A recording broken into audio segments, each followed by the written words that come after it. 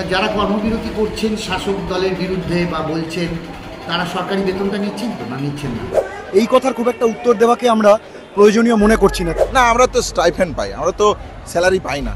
আমি যা বলেছি তার জন্য আমি অত্যন্ত লজ্জিত এবং দুঃখিত।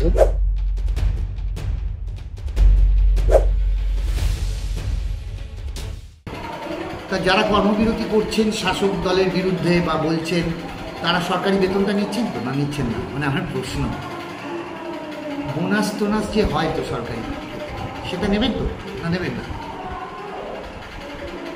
মানে মানে আমি এমনি প্রশ্ন।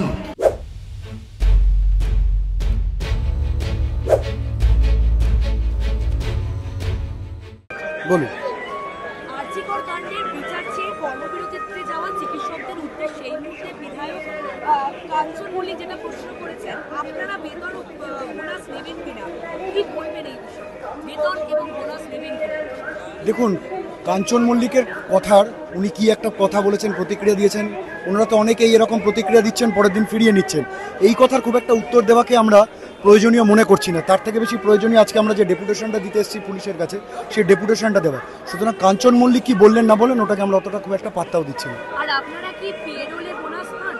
হ্যাঁ, পেরোলে বোনাস পান না, আমাদের তো যারা রেসিডেন্ট রয়েছে তারা স্টাইপেন্ড পান। এই ধরনের উনি নিজে ভালো করে জানেন কিভাবে বোনাস হয়, কিভাবে মাইনে হয়, উনি ভালো করে জানেন না। উনি বিধানসভায় কতদিন যান, সুতরাং এগুলো বাজে কথা। এই কথাগুলো নিয়ে আমাদের কোনো প্রতিক্রিয়া দেওয়ারই জায়গা নেই, এবং এই কথাগুলো দিয়ে প্রতিক্রিয়া দেওয়া মানে আমাদের আন্দোলনকে খাটো করা। আমাদের আন্দোলনের কোনো রং নেই, আমাদের আন্দোলনের কোনো রং লাগানো যাবে না। যে বাইনারি তৈরি করার চেষ্টা বিভিন্ন জায়গায় করছে, তাই দিয়ে আমাদের আন্দোলনকে খাটো করা যাবে না। আমাদের আন্দোলনে কোনো লাল, নীল, সবুজ, হলুদ, গেরুয়া কোনো রং নেই। আমরা যেভাবে ডাক্তাররা এই আন্দোলন করছি, আন্দোলন চালিয়ে যাব। আজকে আমরা ডেপুটেশন দেওয়ার জন্য এখানে অবস্থান করছি, সেই অবস্থান চলবে। আরজিকর কাণ্ডের বিচার চেয়ে কর্মবিরতিতে যাওয়া চিকিৎসকদের উদ্দেশ্যে বিধায়ক কাঞ্চন মল্লিক প্রশ্ন করেছেন, আপনারা বেতন ও বোনাস নেবেন কিনা, কি বলবেন? হ্যাঁ, আমরা এটা দেখেছি, কিন্তু আমি মনে করি উনি যদি একজন শুভবুদ্ধি সম্পন্ন মানুষ হিসেবে আমি জানি, তাহলে এই মন্তব্য আমি মনে করি অত্যন্ত অপ্রাসঙ্গিক। এবং যদি উনি ঘটনার যে ঘটনা ঘটেছে সেই ঘটনার সহমর্মিতাকে চোখে দেখেন, সেই ঘটনার গভীরতাকে দেখেন, সেই ঘটনার পিছনে যে সামাজিক ক্ষত লুকিয়েছে তাকে যদি দেখেন, তাহলে আমার মনে হয় তিনি ন্যায় বিচারের পক্ষে এসে দাঁড়াবেন। আমার মনে হয় এই জায়গাটাতে কোথাও একটা তার সমস্যা হচ্ছে। তিনি যদি ঘটনাকে সংবেদনশীল মন দিয়ে দেখেন, তাহলে তিনি আমাদের আন্দোলন যে দাবিতে চলছে এই আন্দোলনের প্রাসঙ্গিকতাকে নিশ্চয়ই বুঝতে পারবেন। সরকারি পেরোল হিসাবে কি জুনিয়র ডাক্তাররা বোনাস পান? না, আমরা তো স্টাইফেন্ড পাই, আমরা তো স্যালারি পাই না।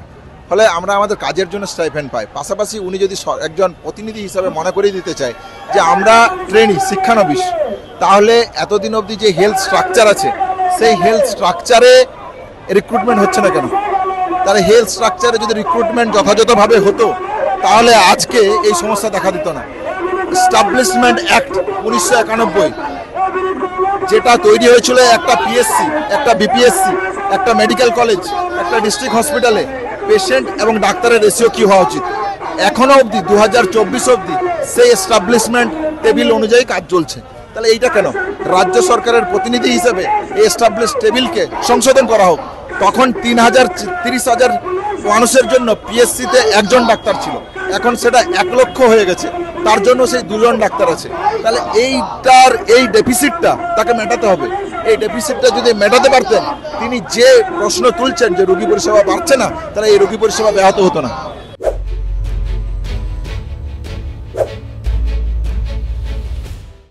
আমার কিছু কমেন্টস আমি করে ফেলি, যার জন্য সেটা অত্যন্ত সমালোচিত হয়, এবং আমি সেই কারণেই আজকে এই ভিডিওটি করছি। আমি প্রথমেই আপনাদেরকে জানাই যে আমি যা বলেছি তার জন্য আমি অত্যন্ত লজ্জিত এবং দুঃখিত, এবং আমি কোনো সাফাই গাওয়ার জন্য আজকে এই ভিডিওটি করছি না। আমি বলছি, আমি একটু শেয়ার করতে চাই যে যেদিন IMU এর স্ট্রাইক চলছিল, সেই দিন আমার একেবারে ভাতৃপ্রতিম এক বন্ধু, তার মার ইন্টারনাল ব্লিডিং হয়, সেরিব্রাল হ্যামারেজ হয়ে ইন্টারনাল ব্লিডিং হয়, এবং সে তখন আমাকে ফোন করে এবং সে তড়িঘড়ি তার মাকে হাসপাতাল নিয়ে যায়। এবং বিশ্বাস করুন, সেদিনকে যা অবস্থা, সে 2-3টে জায়গায় ঘুরে, এবং আমিও ফোন করি, কিন্তু সত্যি সেই পরিস্থিতিও ছিল না সেই সময় যে সেই ধর্মঘটের মধ্যে সেই কাজ হয়, কেননা সত্যি ডাক্তাররা যে তখন সঙ্গত কারণে, ন্যায্য কারণে তখন সেই আন্দোলন এবং ধর্মঘট চলছে। এবং খানিক বাদে আমার কাছে আমার বন্ধুর ফোন আসে যে আর তোর সাহায্যের দরকার পড়বে না, তার কারণ আমার মা আর নেই, আর আমি তোকে ডিস্টার্ব করব না। এইটা সত্যি আমার কাছে খুব মর্মান্তিক ঘটনা। তিনি আমার মাতৃপ্রতিম, তাকে আমি হারাই। এবং বিশ্বাস করুন, আমি ডাক্তার এবং ডাক্তারি পরিষেবা, আবার বলছি যে আমার কাছে আমার বাবা অসুস্থ ছিলেন, মা অসুস্থ ছিলেন, ডাক্তার সত্যিই আমার কাছে ভগবান স্বরূপ। এবং আমি বিশ্বাস করুন, আমি অন্তরের অন্তঃস্থল থেকে বলছি, আমি জুনিয়র সিনিয়র কোনো ডাক্তারের ডিসক্রিমিনেশন করতে চাইনি। আমি জানি যে সিনিয়র ডাক্তারের কাছ থেকে শিক্ষা নিয়ে জুনিয়র ডাক্তাররা তাদের এক্সপিরিয়েন্স গ্যাদার করেন। এবং আমি সত্যি কথা বলছি যে এই আন্দোলন এবং আন্দোলনকারী তাদের যুক্তিসঙ্গত এবং ন্যায়সঙ্গত 2000% ন্যায়সঙ্গত তাদের এই আন্দোলন। আমি তাদের আন্দোলনকে কোনোভাবে ছোট করতে চাই না, আমার স্বপ্নেও আসে না এই কল্পনা।